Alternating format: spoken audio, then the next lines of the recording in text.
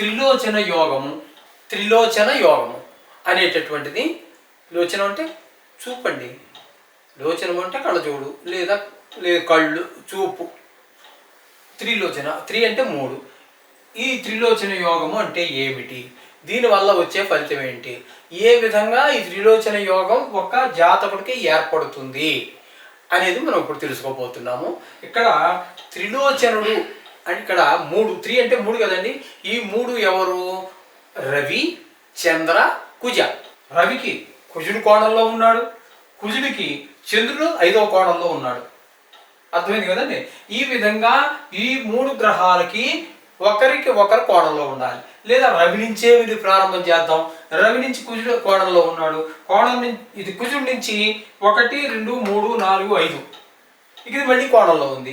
ఏ గ్రహం నుంచి ఏ గ్రహానికి తీసుకున్నా కూడా ఇది ఒక వరుసలో రవితోనే ప్రారంభించాలని, లేకపోతే చంద్రుడితో ప్రారంభించాలి, లేదా కుజుడితో ప్రారంభించాలనేది ఎవరి నుంచి ఎవరికి మనం తీసుకున్నప్పటికీ కూడా వాళ్ళు ఖచ్చితంగా కోణం అంటే 5లో కానీ 9లో కానీ ఉండాలి.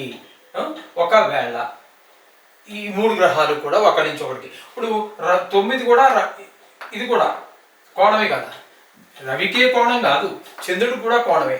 ఈ కుజుడికి చంద్రుడు కోణమే, అలాగే రవి కూడా కోణంలోనే ఉన్నాడు 9వ కోణంలో. ఈ విధంగా ఈ చంద్రుడికి మళ్ళీ 9వ కోణం, ఈ కుజుడికి 9వ కోణం, ఈ రవికి చంద్రుడు మళ్ళీ 9వ కోణం.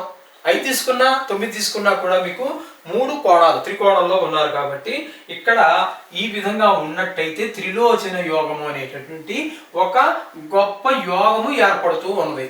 ఈ యోగం వల్ల ఏంటంటే వీరికి ధనానికి లోటు ఉండదు, సాహస కృత్యాలు చేయగలుగుతారు, మంచి ధైర్యవంతులుగా ఉండగలుగుతారు, మంచి పర్సనాలిటీ అంటే ఒక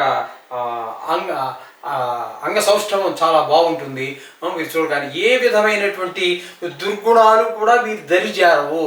మరి 10 మందికి ఉపయోగపడేటటువంటి మనస్తత్వంతో ఉండి వీళ్ళు జీవితంలో కష్టాలు ఏర్పడే అవకాశం చాలా తక్కువగా ఉంటుంది. అయితే అట్ ది సేమ్ టైం మన జాతకంలో కూడా 9 గ్రహాలలో ఏ గ్రహాలు అనుకూలంగా ఉన్నాయి, ఏ గ్రహాలు ప్రతికూలంగా ఉన్నాయి అది మామూలే. కానీ సహజంగా ఈ త్రిలోచన యోగం ఉన్న వారికి ఈ విధమైనటువంటి జీవిత పరిస్థితి, జీవితం అంతా ఈ విధంగా సుఖ సంతోషాలతోటి, ఆనందమయంతోటి, ధైర్య సాహసాలతోటి నిత్యము కూడా 10 మందికి ఉపయోగపడేటటువంటి మనస్తత్వంతో ఉండి చాలా చక్కటి జీవితాన్ని గడపడానికి ఈ త్రిలోచన యోగం చాలా మీకు ఉపయోగపడుతూ ఉంటుంది.